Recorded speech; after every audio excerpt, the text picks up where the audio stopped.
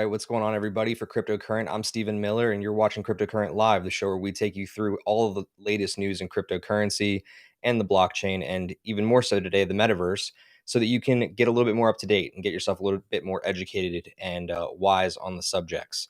I'm joined today by my co-host, Richard Carthon. Richard, how you doing? Doing good. Crypto's pumping, ETH is pumping, which I'm always a big fan of that, and a lot of awesome news coming out in the metaverse world, which we're going to unpack today. But how about you?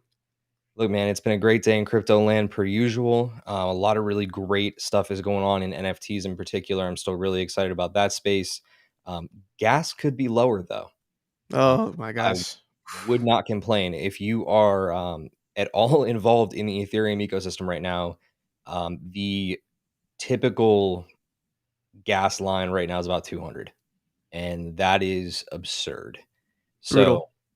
So you can thank, though, all of the people who are trading Dogecoin and dog coins and all those crap coins that are out there.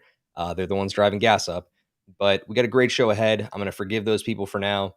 Um, if you are new here, please understand that this is an educational show. We are simply your crypto commentators, your financial speculators, and overall metaverse jokesters, if you will. We like to mess around a little bit on this show, have a little bit more fun, because the rest of our shows here are, for the most part, interview based, and we like to bring you more content like that on Mondays and Thursdays, where Richard brings you brand new interviews with some of the biggest names in the space. So, if again you have just found us for the very first time, we have this kind of segmented take that we like to bring to the show. And if I can find my screen, I'll break it down a little bit for you. So we like to start out our show with a little segment we like to call Buy Seller Hodl, where we break down some of the latest news. And then as soon as we're done with that, we'll get into our segment called Crypto Decrypted, where we're going to break down this larger topic that you see on screen right now, which is the metaverse. And then last but not least, Richard and I bring you 3 coin calls each every single week. And that's how we wrap everything up. So, Rich, what do you say? You want to get right into it? Let's get it, man. Awesome. This is Buy Seller Hodl. Buy, sell, or hodl. Awesome. So for our first piece of news this week, we've got scams on the rise. Rich, can you tell us a little bit about this? Oh, we try to warn all the time, and we actually, in some previous lives, talked about ways that you can protect your crypto and do some research before getting invested. Well, things came to pass. If you are familiar with the very, very, very popular Squid Games out on Netflix right now. And if you haven't watched it yet, go do yourself a favor. It's amazing. The Squid Game show, this company came out and created the Squid token. And they did a $2 million rug pull. So, what is a rug pull? It is a way that basically the founders go in and all at the same time decide to get liquid and to sell all all that they can as quickly as possible, so that basically you take all the liquidity out of a particular token. Because what happens is when a large amount comes out, the liquidity that you would have on certain exchanges pretty much eviscerates. So even though you still are holding coins, they're virtually worth nothing. So that happened to some people within this, and unfortunately lost their money. But an even bigger one was the AnubisDAO. So they were trying to be an Olympus DAO fork, which Olympus DAO's pretty big DAO that just came out, gaining a lot of traction. A lot of money is being put into it. A lot of companies are actually starting to make some strategies around how they put together their DAO. And so one of them was Anubis, and they raised quite a bit of money. I mean, $60 million. So $60 million pretty much all overnight gone, evaporated, eviscerated. So this is one of the challenges still in cryptocurrency, is that, and what we like to reemphasize very often, is that you are in a very risky investment vehicle or opportunity, if you will. And even legitimate cryptocurrencies that are out there and businesses, and they're startups, and a lot of them ultimately will fail. Doesn't mean they necessarily will go to zero, not so much, but you might lose a significant amount of your money. Again, you're investing be willing to invest what you're willing to lose. Unfortunately, in this scenario, people probably aped in a nice crypto term that basically means they, without really doing their own research and really understanding what's going on, someone probably told them, "Hey, get in this thing." They said, "Okay," and put money in without really taking a moment to realize what's going on, and unfortunately lost their money. So, two scams. This is going to make, of course, a lot of headlines. A lot of people are going to talk about how cryptos is scammy. It's not legit. Blah blah blah. It always happens when these scams happen, but there's way too much legitimacy going on uh, for people to say that all of crypto is a scam. Yeah, and I totally agree with you. I think the one thing that was particularly interesting about this one, and you don't see this happen very often in terms of what I'm about to get into, this was one of the first times where like an actual live streamer was trading this Squid token and literally watched it crash to zero on stream. And the video has been circulating everywhere. People have been seeing like having it pop up on other big crypto channels. We're not going to show it here because again, we just want to be able to educate you on what exactly is going on and what you need to watch out for.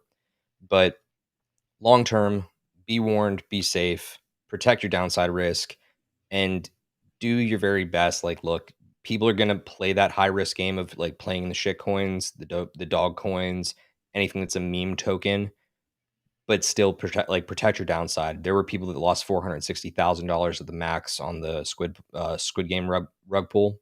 So you have to just continue to be very vigilant and understanding what you're getting yourself into before you get rugged. So in our next piece of news, we're going to get into one of the first topics around the Metaverse bandwagon that we've been talking about the last couple of episodes. But the big news today comes from three major brands. First of which is Nike. Nike came out today. The news broke that they had filed a trademark basically over the entire Nike brand for virtual and downloadable digital goods. So that's going to protect basically the brand itself from infringement by like online entities. So if like Richard decided that he wanted to go out today and file an NFT that bore the Nike logo on the shirt of one of his avatar characters, Nike could then go after Richard and the rest of the team behind that project. I would probably end up being on that team. I would probably get sued too. So we're now starting to see major brands taking these unique steps to save their overall IP. That's the first big piece. The next bigger brand that's jumping in right now is Microsoft, and they're talking about how they're going to basically jump into the metaverse by deploying unique 3D avatars and virtual meeting environments through their Microsoft Teams platform. If you were at all involved in the business world during the pandemic, you probably experienced this once or twice, where you have these new digital environments where you're supposed to be engaging with your team. And uniquely, you don't really get a long-term attention out of that. Most of the time, people will start to just drop off. They're less engaged. But they did some studies and they're finding that more of these 3D avatars actually keep people engaged through meetings.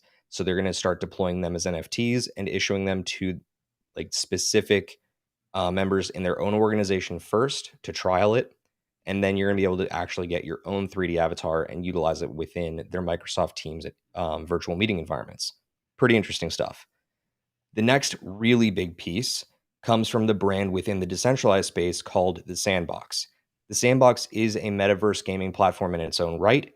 And just in the last couple of days, they announced that they have secured a $93 million Series B fundraise. This is enormous because of everything you heard from us across the last week on the whole Facebook turning to Meta and then bringing in this whole metaverse narrative. A lot of big investors and a lot of big venture capitalists are starting to take this space very seriously. And if that's not made apparent by that size of a raise, let it be known that the Sandbox now has over 165 partners, including Snoop Dogg, The Walking Dead, Deadmau5, the Smurfs, Care Bears, Animoca Brands, who literally has some of the most insane IP out there, and even Gordon Ramsay's Hell's Kitchen. So big brands are flooding into this space. They're taking it seriously. And we hope that you understand by the end of this episode that you should be too. Now, one of my favorite pieces that always ends up coming up on this show, at least in recent weeks, is we've got a little bit of breaking news. Breaking news. So, Richard, we just got word that the CME group is going to be launching MicroEther as an ETF. So it's going to be MicroEther Futures. ETF will be launching on December, I believe it was the 1st. Oh, no, December 6th. They're right now in the middle of finalizing regulatory review, but that is when it is set to go live. What do you think about all that? So that news, a lot of people got wind of it, and ETH hit all-time highs today. Why is that? Because people are seeing this and understanding that this is the first play for institutional slash retail investors to really start making a big dent into the Ethereum ecosystem. And as more liquidity comes into the Ethereum ecosystem, which is great because it's going to make the price keep going up, it's also kind of bad for the ecosystem because they haven't figured out gas. Like, prime example, we brought this up at the beginning of the episode. Gas right now is anywhere from $200 to $300 for a transaction. I'm going to repeat that. You have to spend $200 to $300 to do one transaction on the Ethereum blockchain. That is absurd. Ethereum is truly becoming only for the rich, and that sucks in a lot of ways. Great if you have it, and if you're a hodler and you're not really making a lot of transactions on it, awesome. But for your everyday investor, trader, even people that are building on top of the Ethereum ecosystem, these high gas fees are absolutely going to start turning away new resale investors, because it's just the cost to attend, the cost to be in the Ethereum ecosystem right now is starting to become too great. It's really starting to flirt the edge of like, is this really worth it? And so it's going to start shining a light on these other ecosystems like Solana, Cosmos, etc., that are much more affordable to do transactions on. I mean, how do you look at this, Stephen? I see it as a massive opportunity, especially with like what you're talking about with the gas war issue, for a lot of these layer 2 solutions to come more into prominence. I mean, you've been probably hearing a little bit more about projects like Immutable X and Polygon, and even like bigger, broader topics like ZK rollups and Arbitrum in like the last couple weeks. And the truth is like we need these solutions and we need them a month and a half, 2 months ago, right? They cannot get here soon enough. And ETH 2.0 can't get here soon enough, right? ETH 2.0 is set to actually resolve a lot of this.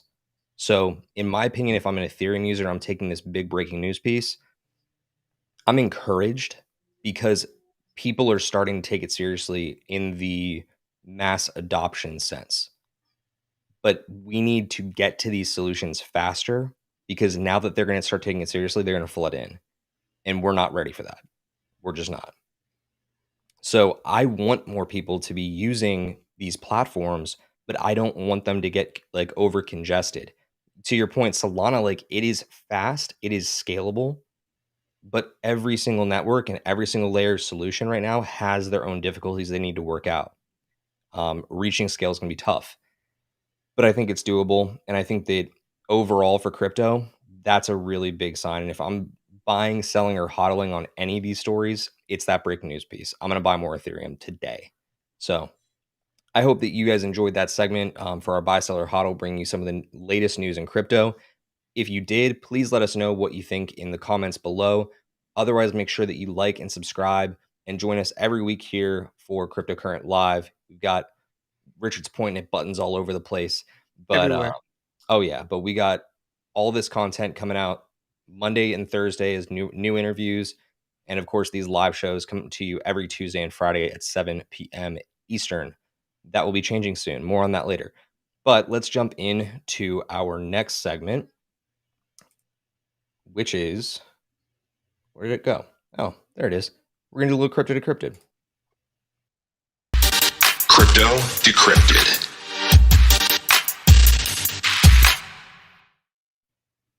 All right. So for Crypto Decrypted, again, we like to break down one big topic for you every Tuesday here on Cryptocurrent Live so that we can basically continue to bring the people who are newer in this space up with some expert knowledge and otherwise break down for those of you that are, have been in the space even for a year or two, get you a little bit more wise on these topics that are bigger and going to be affecting the space for, the foreseeable future.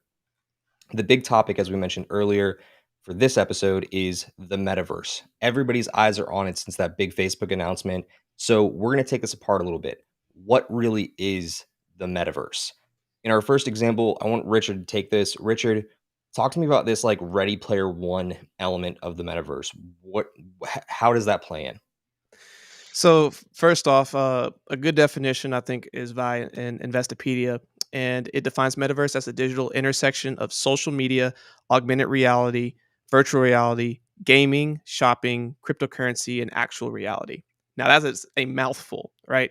It is taking all elements of what socially brings everyone together and a lot of different social norms into one central place all at once. It's to if you've ever, just to do a quick reference, if you've ever seen Futurama, the episode where they go into the internet, that is essentially the metaverse. And you could probably go Google that to check it out, but like that is essentially what's trying to be created right now. And as we look at this, there's a lot of different elements of the metaverse. So there's like Ready Player One type. There's also just like a gaming aspect. So like a Decentraland, which we'll kind of get into later. But ultimately, they're trying to make this fully immersive in all of these different aspects in one central place. And the video that recently came out, so late breaking news, Facebook talked about how they changing their names to Meta and explaining why they are changing their focus to the metaverse. It's because that's where the future is. And the technology is already headed that way. And a lot of interactions are headed to more of this VR virtual reality aspect. And for all of those anyone that's listening right now, if you haven't been able to have an opportunity to experience virtual reality, I'm sure a lot of you have experienced augmented reality if you've done the Pokemon Go or some of these others where you're playing a game in like real time and then like the virtualness is kind of coming up on your screen. The virtual reality, when you're fully immersed into the environment, is also just another fully immersive experience. The word that keeps coming up in metaverse is experience, experience, experience. And it's because you're literally taking all of the best experiences, or hopefully better experiences of your life, and putting them into one reality all at once, in the digital world, and actual world at the same time. So just wanted to give that full context. There's a lot of what we're going to take from different elements of that and start to break each of those different types of elements down. Yeah, no, and it's a really good place to start because to understand it from this lens of your ability to go into the internet is a huge part of the way that, pop culture has defined metaverse so far. But now there's actually this second definition, and it comes from the more scientific side of things where you may have heard of like this thing called the singularity. And the singularity is a big technological breakthrough where like society is at this hypothetical point where technological growth becomes uncontrollable and irreversible, resulting in unforeseen changes to human civilization. What we see with the metaverse, this new definition, is that of more of like a biotech singularity, in that our development is getting to the point where tech is growing so fast, the decentralized space is growing so fast, and our intersection with the digital world has sped up so much that we could start to see more of our physical world bleeding into the digital. And that's a really interesting concept because you're going to start to see over time the promise of NFTs being a place to store things like title and license, so that you can actually keep your car title on you at all times, not having to just store it in your glove box for when your car gets broken into and all of a sudden the person who's burglarizing your car has your home address. You also have like the deed to your house that can theoretically go onto the blockchain, and we can also log the transference of those assets over time. So those things are coming, and this is part of that narrative at large, is that we're getting into the virtual of it, of people going into the internet, but also the real world starting to move the physical into the digital. It's really quite interesting stuff. And to give you a little bit better of a perspective, it's like as time goes on, we have the intellectual level and the technological power that's out there in the world. Technological power continues to go up. And right now, where we are is like this unique point where they're starting to truly cross. And it's becoming like a decisive thing because machine power will be surpassing brain power of human beings likely in the next 2 years. So as all of a sudden intellectual level of power starts skyrocketing, we start to get into this point where like people are theorizing like transhumanism and things of that. We're not going to get there today. My point is that all of this stuff is going to force human beings and a lot of what we do today online. And that is why the metaverse is such this massive concept. And real quick, just to add to that, not again, we're not going to go down this today, but like you have people like Elon Musk who's already trying to figure out how to put neural links into your brain so that you can be able to do all kinds of stuff for like even giving people who have like some not being able to walk or not being able to see, but being able to use some of the artificial intelligence to provide those things and add the neural links to be able to do some of this and to potentially even tap into the metaverse and all of this stuff. It's crazy because it sounds like science fiction, but it's actually being built right now. And again, we can unpack all of that at a later date. Today, we are focusing on the metaverse. So we'll stay there. So where are we at right now in this process, Richard? Like that's the big question, right? Because as we've already said, like there are different, projects out there within crypto that are already developing on this stuff, and like you even have some centralized authorities that are doing the same thing. Right. And the easiest thing to do is for us to actually visualize this.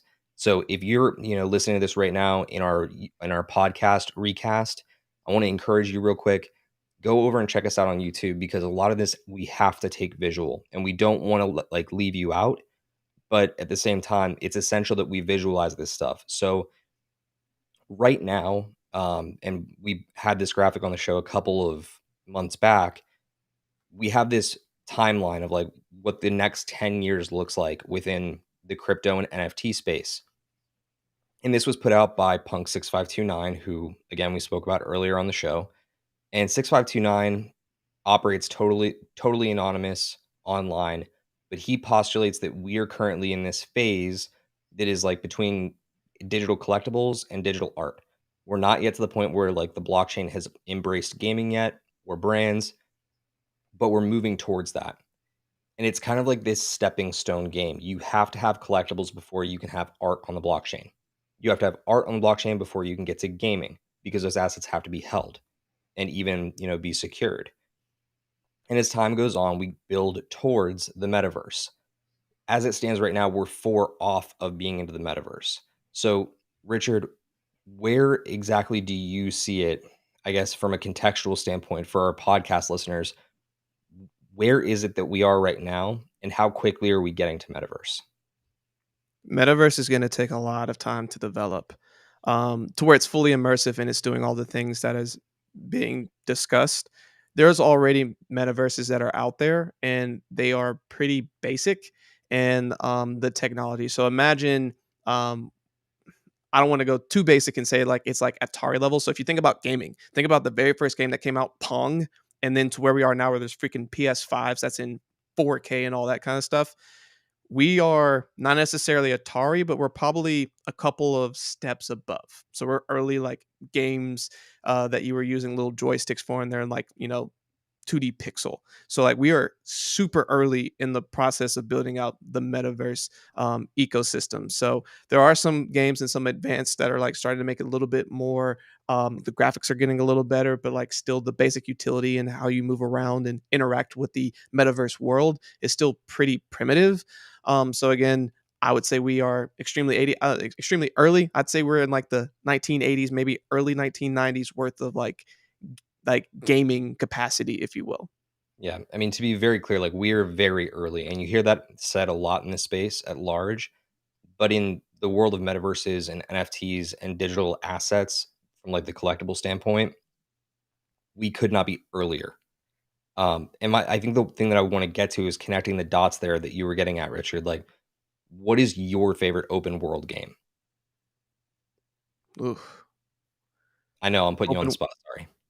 Yeah, there's plenty. I mean, so World of Warcraft is always one that people go back to, and then another one. I used to play a lot of Skyrim back in the day. Yeah. So Skyrim is the example that I was kind of thinking of, but you're right on World of Warcraft, because it is what people consider open world. They've built this massive landscape, right? And you can go and navigate this world. That is a primitive of metaverses and metaverse gaming, because where people envision the metaverse going is more so like looking like that and looking like that style of gameplay But the difference is as you walk into a house or you walk into a property in Skyrim, that's actually someone's property, right? People own Yeah. that land. It's not just who made. Damn, I can't remember off the top of my head. It may be Ubisoft. I may be wrong, but like whoever it was, gaming house wise, that built Skyrim. Those are still all their assets. You don't actually have title of ownership over any of that. Where we're headed to is the place where these games exist and the assets within the game are owned by the players, or you are playing to earn assets or playing to earn a specific game's currency. Again, stepping stones. So you have primitive open worlds and primitive metaverses, but you don't have any degree of ownership. One of the big examples we'll get to in a bit is Fortnite. So as we kind of go along this chain just to up to metaverse, you're going to see things like popular brands, like we talked about earlier, Nike, Microsoft, even bigger ones like Facebook turning to Meta now. They're all going to eventually bleed into the metaverse and or create their own pathways into the metaverse. So all of our culture will also start to bleed in. We talked about this on the episode that we actually originally brought this up, where in the centralized world, you have Supreme as a massive streetwear brand.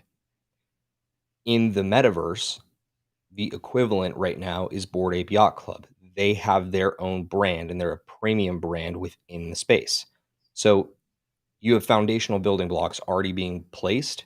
And across the next 2 years to 3 years, you're going to see gaming really start to explode. And gamifying the assets that are out there is the next big stepping stone to a true metaverse. So there's one other graphic that kind of does a good job of explaining where we are in the development of all this. So, Richard, I don't know if you would agree with this, but like, does this chart exemplify where we're at right now, or are we further along than it's implying? Because it's saying right now that we're already surpassing where like digital asset exchanges have come online, and that of course would be like the Uniswaps and the Sushi swaps and the 1 inch exchanges. We've now passed digital identity, meaning like these digital avatar projects. Are we already at value intermediaries, or are we still living in this digital identity development space?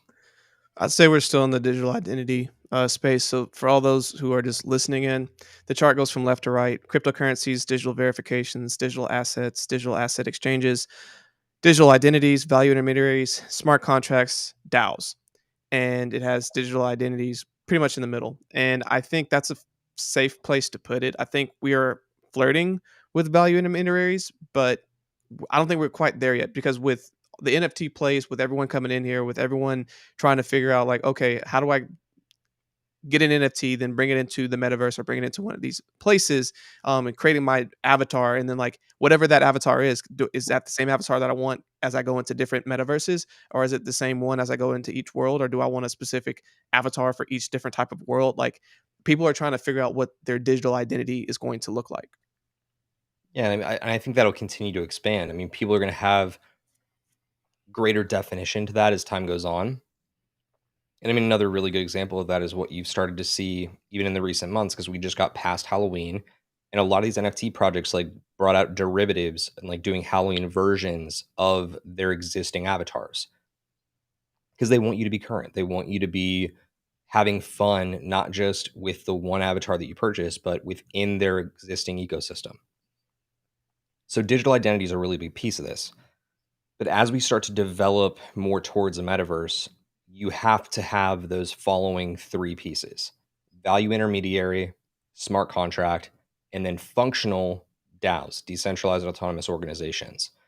Once you have all that, these ingredients kind of come together to form a strong basis for a metaverse in whichever form or function they kind of come out and together with. So, what really is a metaverse? Because Richard, you and I both know that like decentralized and the sandbox are both considered metaverses in their own rights, but realistically, they're games, right? Yeah.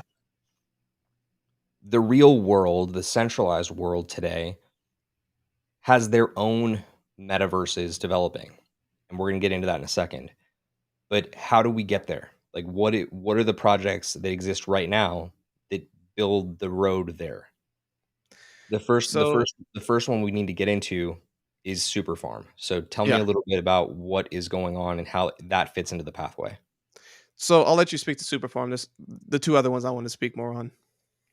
Okay. Well, SuperFarm is basically a platform for NFT development and also NFT deployment without code. So Elliot Wyman from LEO Trades is one of the heads on this project. I think he's the CEO of it.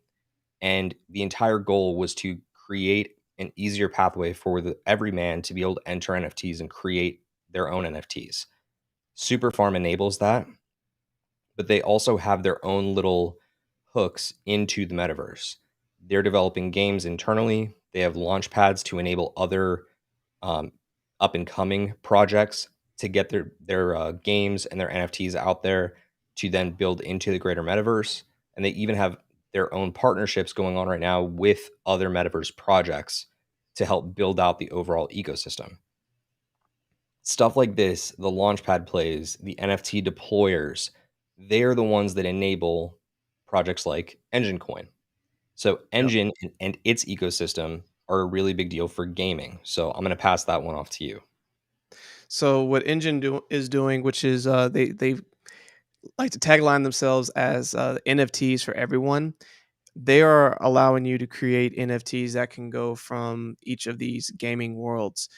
So they have a ton of different NFTs that they've been able to create that are interoperable, being able to go from one blockchain to another, from one game to another, and you're able to use this NFT across all these different games. Like if you go on their website, they have a trusted buy, and they show you a ton of the different gamings and metaverses that they're in. So it's really, really cool that you're able to take an NFT and bring it with you everywhere that you go. And then the final that we want to get into is Decentraland and the Sandbox. And I want to spend a moment on Decentraland because I first learned about Decentraland back in 2019. One of our keynote speakers was Mark Fravel. He's actually on episode number 52. We have his full like keynote on the website if you want to go check that out. Also on the YouTube channel. And it opened my mind and blew my mind that one, this already existed, and I saw it as the future of what the world will be headed to. And he kind of described it as that as well. And it's happening, and it's cool to see how much it's developed. And just as a complete aside, as soon as Facebook announced basically that Meta was coming and happening, you saw a lot of these different metaverse projects surge, and Decentraland was one of them. It went like 3x in the last week. It's just pretty 2 or 3x. It's insane.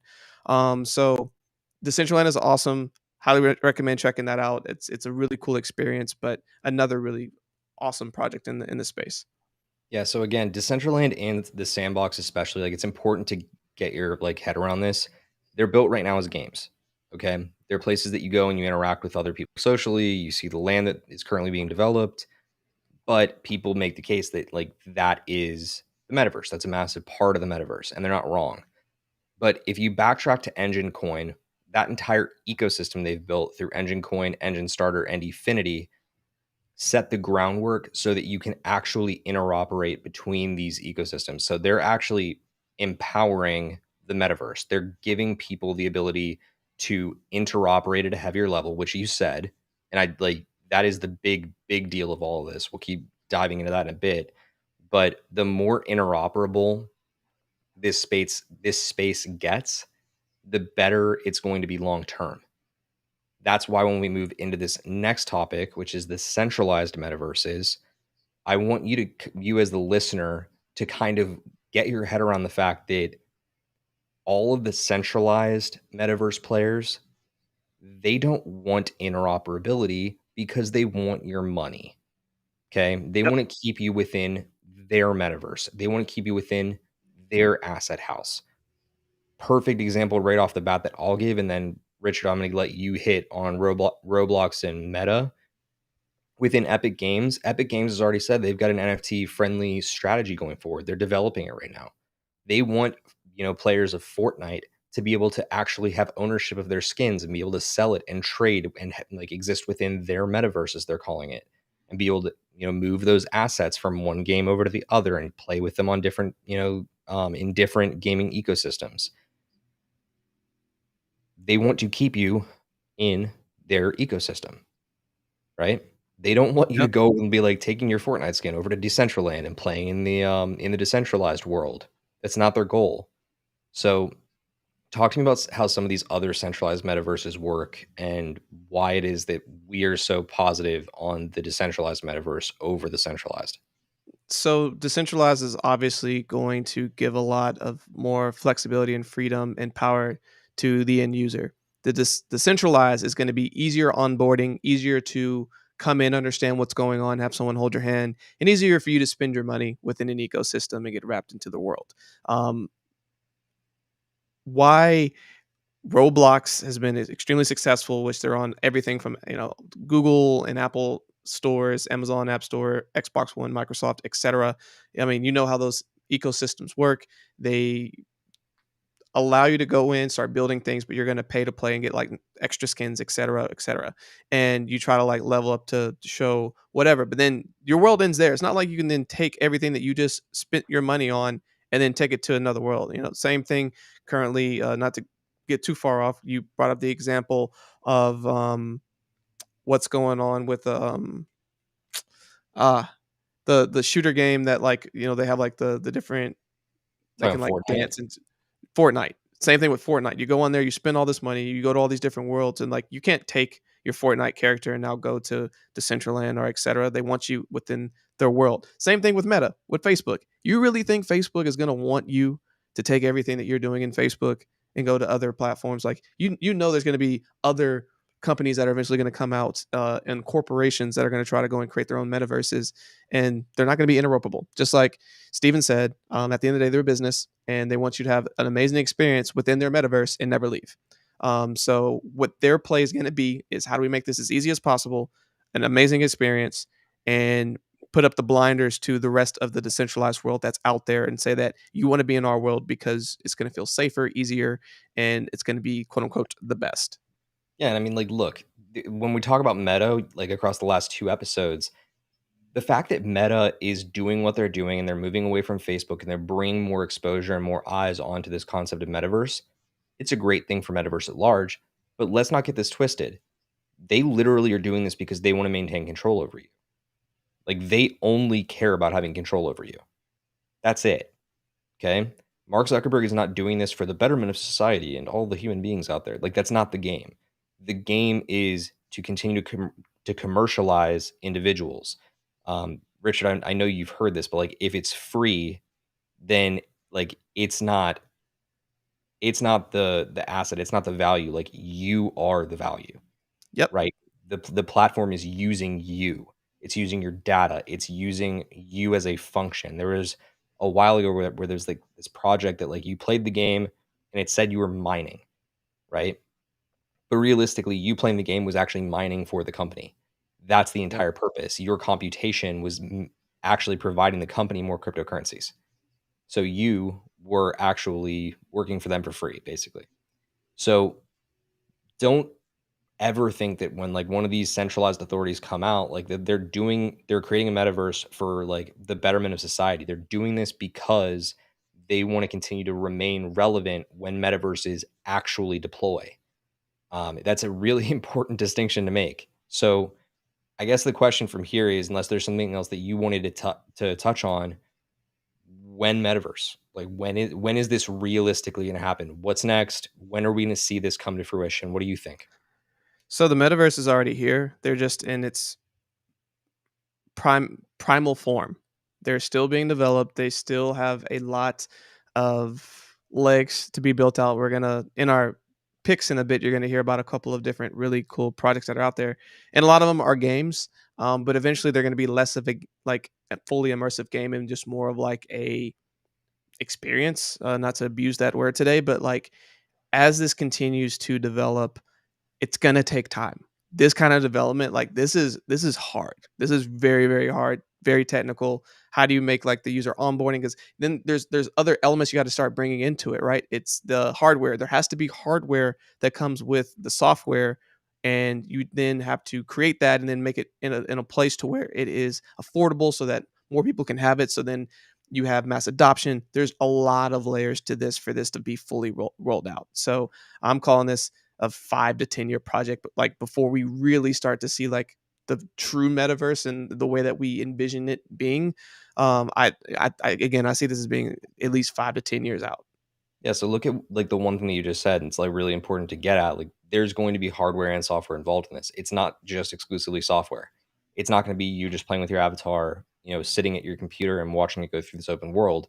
Um, Ray in the chat pointed this out. Like VR development is going to absolutely explode because of all this. So that's not just like the development of the software side of VR. That is meaning that like Facebook's Oculus, VR systems, the actual like thing that you put across your face, that's got to come like 3 or 4 or 5 different evolutions from where it is now to be truly viable there. Like you need to not just be sitting, static in one place, like moving around with your controllers and, just trying your best to be engaged and move around in the space. For it to be a real experience, because we're now beating it to death. It's an experience because you don't need to like avoid that. It is really an experience. It's what this is meant to be. You need to be able to actually like feel yourself moving within your own space, like you're actually moving in these worlds. So it's going to be a really big deal to see how this thing develops out. I would tell you that right now, if we backtrack, I'm going to bring it back up on screen for a second. I think it's really important to get this type of timeline just absolutely ingrained in your head. And seriously, if you are not following Punk 6529 by now, do, because this guy is an absolute ahead of his time genius. And I hope he stays anonymous forever because he says what we need to hear. Yes, we're at the point of collectibles and art. Art blocks exists. We're seeing avatars traded everywhere. Gaming is going to happen in the next 3 years. I'm very, very confident of that. I know that there are other people in the gaming space that will disagree with me on that, but the reality is that independent gaming houses are building right now. They're developing. They're big open world games that are going to be deploying NFT projects into their worlds. You can buy land, you can sell land, you can develop on that land. That's all coming in the next 3 years. So by the next bull run, I expect that we're going to see that. But we're also going to start seeing brands starting to bleed over, like we're already starting to get the hint of. I would also probably then postulate that like we're probably 6 or 7, maybe even 8 years out from culture. But I think you said 10 years to metaverse. Yeah. Yeah, I would definitely agree. We're probably 10 to 12. I think at the 10-year mark, like we'll hit it, but like a lot of hacks will happen. Oh, Right. yeah. We're gonna have a lot of barriers at that point. Like people will Yeah. say, like, we're here, we're now, like it's happening. It is, but just like AnubisDAO from earlier, they got hacked. They thought that they were forking off of a really stable project. Not so. You see all these other projects that thought they were safe. I guarantee you, Thorchain earlier this year thought they were secure, right? They got hacked Yep. for a ton of money. Okay. This is going to happen in the metaverse, and it's why, just as importantly, you need to continue pushing your security and safety protocols further. But I think that gives us a very, very good understanding of where we are within this timeline. But that is what we've got for you on the metaverse today. If you have any other questions for us, you want to learn more about this stuff, please do us a favor. Hit us up on Twitter, hit us up on any of our social media platforms. We want to continue this dialogue with you. We want to make sure that we're answering your questions. So even if that means coming and joining us here on a Tuesday or a Friday evening to ask us some questions live in the chat, we would love to field some of your questions. But otherwise, feel free to leave a comment for us because we'll address it in an upcoming video. Again, make sure you're liking and subscribing. We really appreciate you being here. But let's jump into this next segment, which is, as we love to do on here, talk a little bit about blockchain bets. Blockchain bets.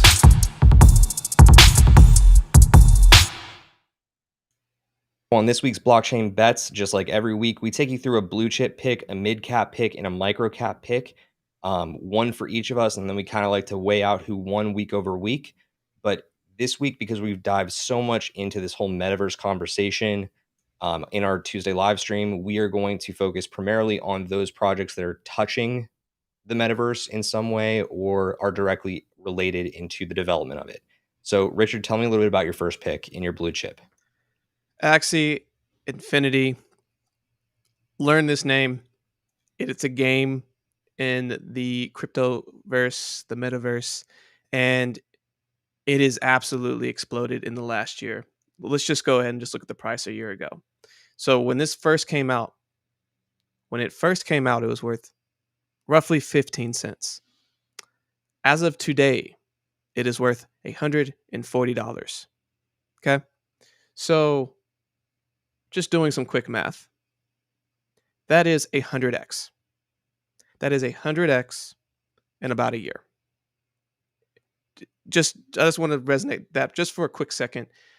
Crypto is amazing because projects like this happen and have a lot of opportunity, and when they are being built into where the future is headed, and like I think this is just the beginning. I think it has a lot more legs in here. It is going to continue to grow and prosper because what they're building, and they already have a huge community. A lot of people are already engaging with it. It's a very highly engaging game that's already out here, and there's a reason how it ascended into the top 25 cryptos like in a year. Like that is hard. That is firstly extremely hard, and like its market cap is continuing to prosper. So watch out for Axie Infinity. Really cool game, and just games in general. They're not all going to make it, but the ones that have something special to it, have a really good team, and have a really good rollout, and are able to build community really quickly.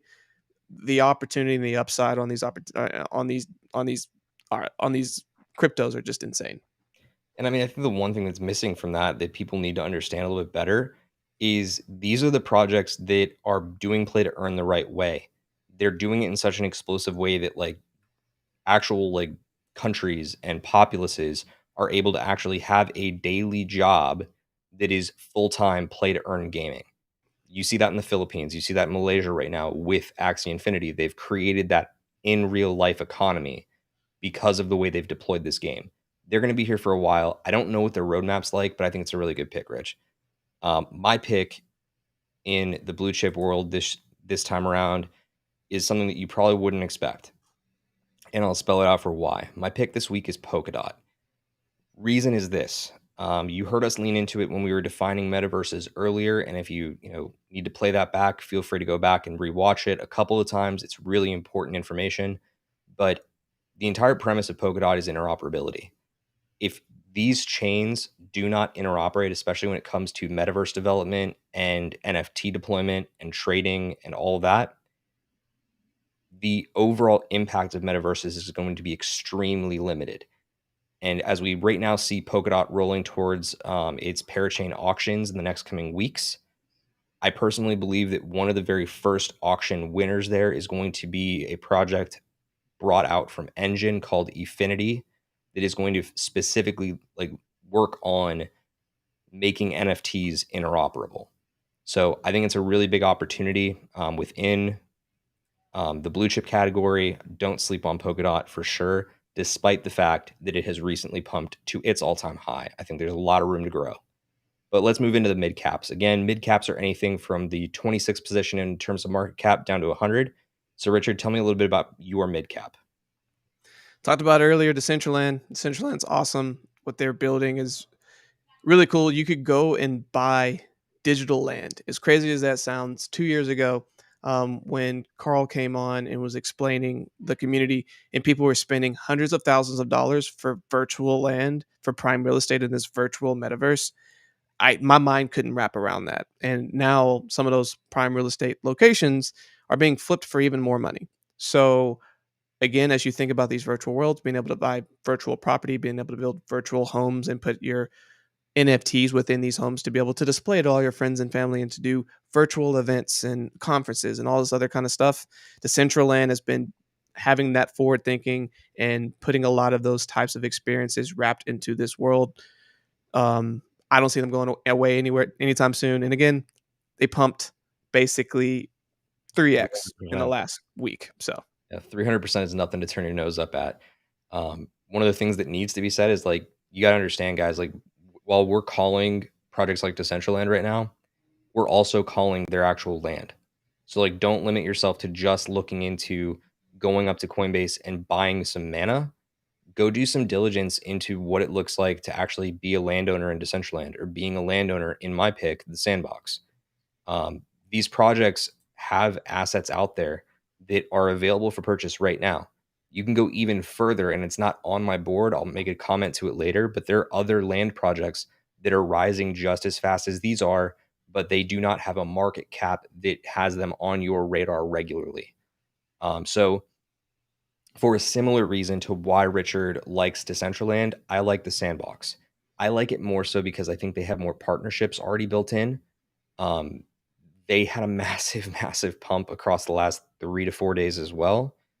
But I think that both of these projects have humongous legs in front of them. They're going to continue being big gainers throughout this cycle, especially as long as this trend continues and people buy into this narrative of metaverse. So my pick is the Sandbox in mid cap. Let's move into the micros, the stuff where we get really into the degen casino of it all. Richard, what is your micro cap? Tell us a little bit about it. All right, so my micro cap is going to be Star Atlas. It's another game that's out there. It talks about space and the universe, and looks like it's going to be a pretty solid game.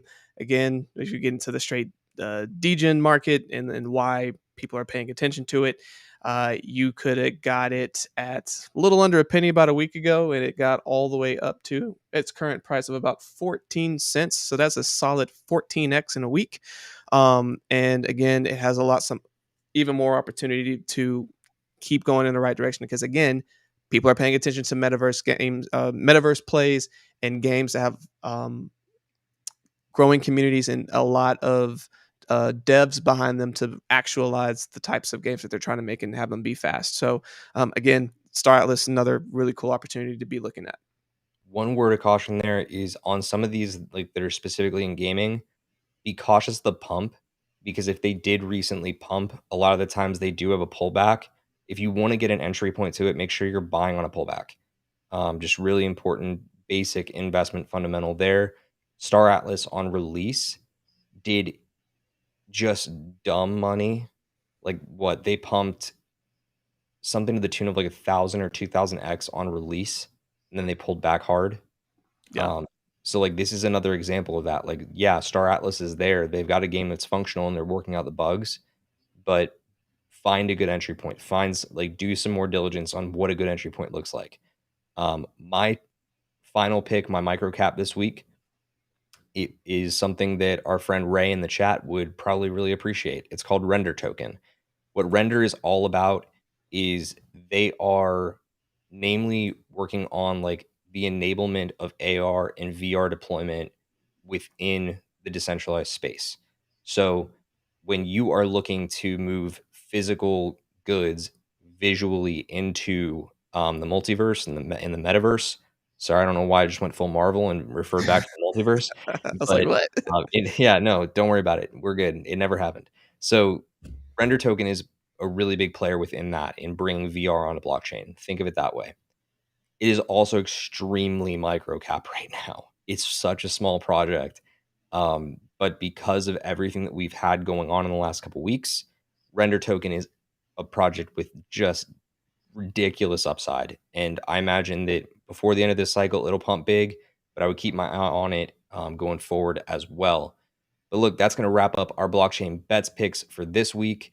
If you have a pick of your own, please let us know in the chat or in the comments. We would love to hear from you on those picks. Make sure again that you're taking the time to like and subscribe if you liked any of our picks. But otherwise, let us know if you hated some of our picks. I know that Richard probably is going to have many critics in the chat for that Axie pick, but that's just because I think that more of our listenership is in Europe than they are in Asia. So look, that's what we've got for blockchain bets this week. It wouldn't be a live stream with you, Rich, unless I actually just got at you for something. But Have to. we've got a couple of quick announcements for you before we wrap this one up. I'm going to go ahead and take the screen away. Richard, tell me a little bit about some of these projects that you've featured on the podcast this week.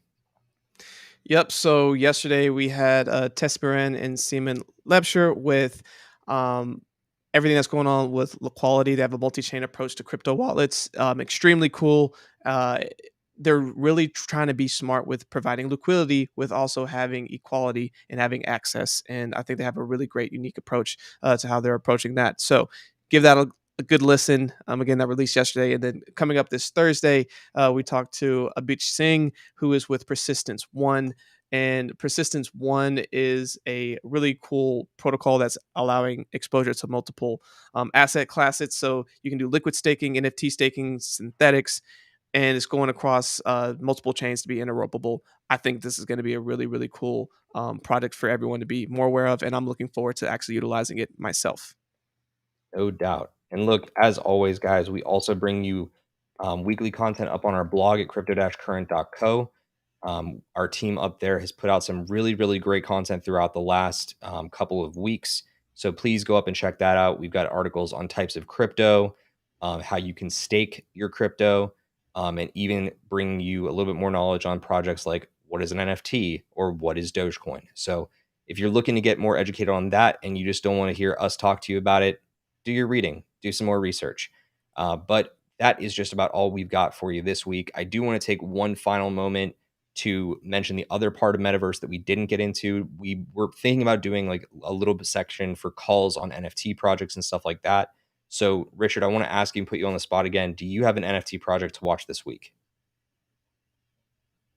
Boonji. So it is an amazing project that I think we talked about previously, 5 or but 6 times. 5 or 6 Nothing, times I'm going to keep nothing talking big. about it, only because they finally got revealed. They look awesome. They look so cool. The first 200 people that got in are going to get a physical Boonji. Every 33rd after that's going to get one. They're going to give one giant 7-foot one that's worth like over $500,000 to some random lucky person who minted 5 or more Boonjis. And they have an entire roadmap that's going to just keep driving more and more value back to the owners. So Boonji is going to be my NFT. But what about you? My pick this week actually has to go back to what we were talking about earlier, and that is the Treeverse. So Treeverse is like Sandbox and like Decentraland in that they're building out a gaming ecosystem and a workable metaverse of their own. And they have been doing big founders plot land sales lately. I think those founder plots are selling for dirt cheap right now, considering the fact that the NFT market is kind of in a cold spell. So worth keeping an eye on. Those are our quick NFT picks for you. If you want to hear more about that stuff in the future, please let us know. We want to include it if you do, find value in it. But otherwise, guys, that's going to do it for us this week. I've been Stephen Miller. You can follow me at Steve Miller_PHX. He's been Richard Carthon. You can follow him at Richard Carthon on Twitter. Otherwise, you've got our handles up above. We hope you found value in this, and we will look forward to seeing you next time on another Cryptocurrent Live. Stay cryptocurrent.